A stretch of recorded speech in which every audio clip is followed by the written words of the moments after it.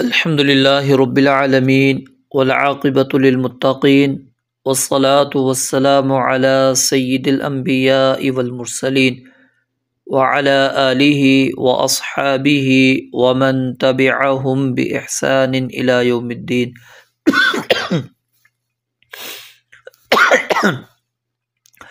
وعن ابی ہریرہ رضی اللہ تعالی عنہ قال قال رسول اللہ صلی اللہ علیہ وآلہ وسلم اذا تشہد احدکم فلیستعذ باللہ من اربع یقول اللہم انی اعوذ بک من عذاب جہنم ومن عذاب القبر ومن فتنة المحیا والممات ومن فتنة المسیح الدجال، متفق علیہ۔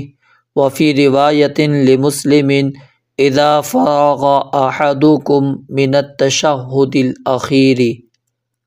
سیدنا ابو ہریرہ رضی اللہ تعالی عنہ سے روایت ہے، بیان فرماتے ہیں قال رسول اللہ صلی اللہ علیہ وآلہ وسلم کہ رسول مکرم علیہ الصلاۃ والسلام نے ارشاد فرمایا، اذا جب تشہد احدکم تم میں سے کوئی ایک تشہد پڑھ لے، فلیستعذ پس چاہیے کہ وہ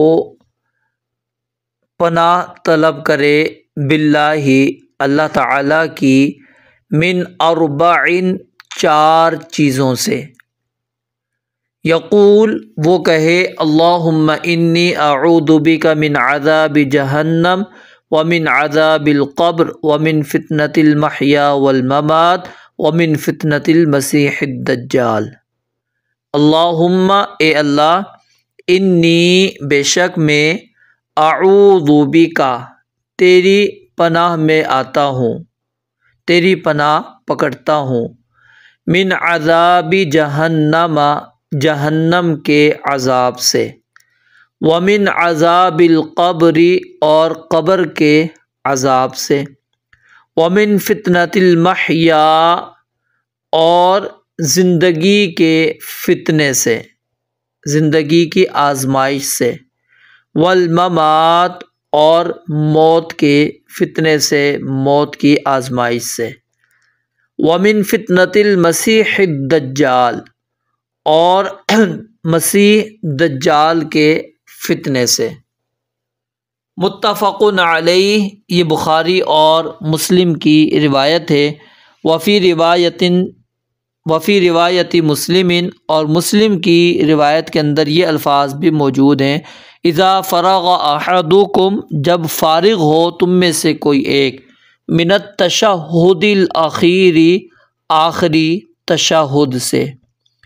اس حدیث مبارکہ سے یہ مسئلہ ثابت ہوتا ہے کہ آخری تشہد میں ان چار چیزوں سے پناہ مانگنا ضروری ہے۔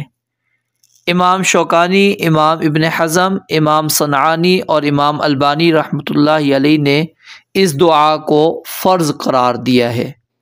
امام ابن حزم رحمۃ اللہ علیہ نے تو پہلے تشہد کے اندر بھی اس کو فرض کا ہے، لیکن ان کا یہ موقف درست نہیں ہے پہلے تشہد کے حوالے سے، کیونکہ جو مسلم کے آخر والے الفاظ ہم نے پڑھے اس میں کیا ہے، من التشہد الاخیر، تو اس سے واضح ان کا رد ہو جاتا ہے۔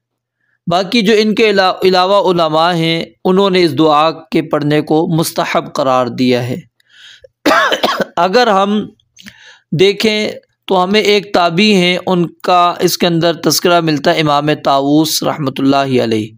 تو امام طاووس رحمۃ اللہ علیہ نے ایک مرتبہ ان کے بیٹے نے نماز پڑھی اور نماز کے اندر انہوں نے اس دعا کا اہتمام نہیں کیا، تو اپنے بیٹے کو انہوں نے دوبارہ نماز پڑھنے کی تاکید کی، دوبارہ کہا کہ بیٹا جاؤ نماز پڑھو۔ تو اس سے یہ ثابت ہوتا ہے کہ ان کے نزدیک یا تو یہ نماز کا رکن تھا یا پھر کم از کم وہ واجب سمجھتے تھے، تو اس لیے انہوں نے جو ہے اپنی بیٹے کو حکم دیا کہ جاؤ بیٹا دوبارہ سے نماز پڑھو۔ اس حدیث کے اوپر اگر ہم غور کریں تو نبی مکرم علیہ الصلاۃ والسلام نے کیا فرمایا، فَلْيَسْتَعِذْ بِاللَّهِ، فلیستعذ باللہ۔ تو یہ لام امر کا ہے، لام امر میں اصل کیا ہے؟ وجوبی ہے، اصل کیا ہے؟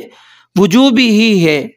اور بعض علماء نے تو اس کو نبی علیہ الصلوۃ والسلام پر جو درود پڑھنا ہے اس سے بھی زیادہ مؤکد قرار دیا ہے کہ اس سے زیادہ تاکید اس کے اندر موجود ہے۔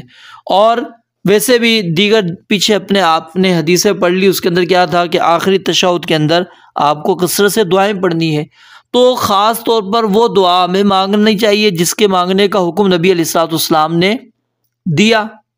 آپ نے کہا فلیستعذ باللہ، اللہ تعالیٰ کی پناہ میں آؤ، اللہ تعالیٰ کی پناہ پکڑو 4 چیزوں سے۔ اور دوسری یہ دعا بے حد عظیم امور سے بچاؤ پر مشتمل ہے، شاید کہ جو ہم مانگیں وہ اس طرح نہ مانگ سکیں۔ تو اس کے اندر پہلی چیز جس سے اللہ کے نبی علیہ الصلوۃ والسلام نے جو یہاں پر آپ نے روایت پڑھی اس کے اندر کیا ہے؟ جہنم کے عذاب سے پناہ مانگی ہے۔ اللہم انی اعوذ بک من عذاب جہنم۔ جہنم کو جہنم کیوں کہتے ہیں؟ وہ تاریک ہے، چہرہ بگاڑ دینے والی ہے، اس کے اندر نہ نور ہے نہ خیر ہے، اس کا گڑھا بے حد گہرا ہے۔ 70 سال کے بعد نبی علیہ الصلوۃ والسلام نے فرمایا، ایک مرتبہ آپ بیٹھے تھے مجلس میں، آواز آئی پتھر گرنے کی، آپ نے کہا یہ 70 سال پہلے پھینکا گیا تھا، اب وہ گہرائی کے اندر پہنچا ہے۔ جہنم کے عذاب کا انسان تصور ہی نہیں کر سکتا، اس کی خوفناکی کو اگر آپ قرآن مجید کے اندر پڑھیں انسان برداشت نہیں کر سکتا۔ وہ کیفیات اللہ تعالیٰ نے بیان کی، کس انداز سے ہم ان کو پانی میں کیا چیز دیں گے، لباس میں کیا چیز ان کو ملے گی، ان کا جب جسم وہ جلد ان کی چمڑی جل جائے گی، اس کے بعد کلما نضجت جلودہم بدلناہم جلودا غیرہا لیذوقوا العذاب، وہ کس طرح آوازیں لگائیں گے، پکاریں گے یا مالک لیقضی علینا ربک۔ وہ ساری آیات پڑھیں تو یہ بڑا سنگین معاملہ اللہ تعالیٰ ہمیں محفوظ فرمائے، اور ہمیں اس چیز کا اہتمام کرنا چاہیے۔ ہم باقی چیزیں یاد کر لیتے ہیں، یہ چھوٹی چھوٹی چیزیں ہم بھول جاتے ہیں۔ یاد رکھیں ہمیں اس دعا کو کثرت سے یاد کرنا چاہیے اور اپنی نماز کا حصہ بنا لیں، اس کو کبھی ترک نہ کریں۔ تو عذاب جہنم، ایک تو جہنم کا یہاں پر ثبوت بھی ہو رہا ہے اور ساتھ میں جہنم کے عذاب کا ثبوت بھی ہو رہا ہے۔ اللہ تعالیٰ محفوظ فرمائے، آمین۔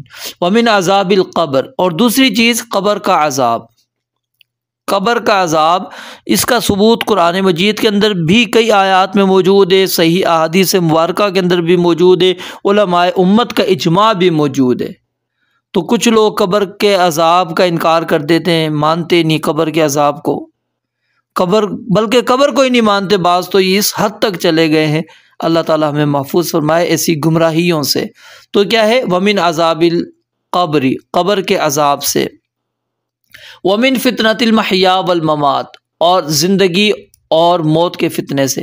زندگی کے فتنے سے مراد کیا ہے؟ انسان کو جو بھی دنیا کے اندر آزمائشیں آتی ہیں، اس کی خواہشات کی وجہ سے یا وہ جو نادانی کرتا ہے یا جہالت کی وجہ سے اس کو پریشانیوں کا سامنا کرنا پڑتا ہے، وہ سب کی سب اس کے اندر مراد ہو سکتی ہیں۔ ممات، موت ہے، موت کا فتنہ کیا ہے؟ برا خاتمہ انسان کا ہو جائے۔ تو کتنی بڑی چیز آپ دیکھیں، اللہ تعالیٰ سے طلب کر رہے ہیں، یہاں پر پناہ مانگ رہے ہیں کہ اللہ مجھے کیا نام ہے، زندگی کے فتنے سے محفوظ کر، موت کے فتنوں سے محفوظ کر، زندگی کے آزمائشوں سے مجھے محفوظ کر، موت کے آزمائشوں سے مجھے محفوظ کر۔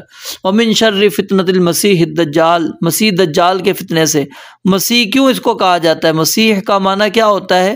گھومنے والا، سیاحت کرنے والا، کیونکہ دجال پوری دنیا میں گھومے گا۔ اور دوسرا اس کا مفہوم کیا ہے؟ مٹی ہوئی آنکھ والا، ہاتھ پھیرنے یا زمین کے مساحت کے معنی میں بھی استعمال ہوتا ہے۔ تو المسیح یہ ممسوح العین ہوگا، اس کی آنکھیں کیا ہوگی؟ مٹی ہوئی ہوگی۔ الدجال، دجال یہ لفظ دجل سے مشتق ہے، جس کا معنی کیا ہوتا ہے؟ خلط ملط کرنا، جھوٹ بولنا، دھوکہ دینا، ملمہ سازی کرنا۔ امام ابن اسیر رحمۃ اللہ علیہ اپنی کتاب کے اندر لکھتے ہیں دجال سے مراد جھوٹے اور خلاف واقعہ بات سنانے والے لوگ ہیں۔ اور اسی طرح لسان العرب کے اندر موجود ہے کہ دجال سے مراد جھوٹا مسیح، اور یقیناً اس کے دجل سے مراد اس کا جادو اور جھوٹ ہے۔ مزید فرماتے ہیں کہ مسیح دجال یہود کا ایک آدمی ہے جو اس امت کے آخر میں ظاہر ہوگا۔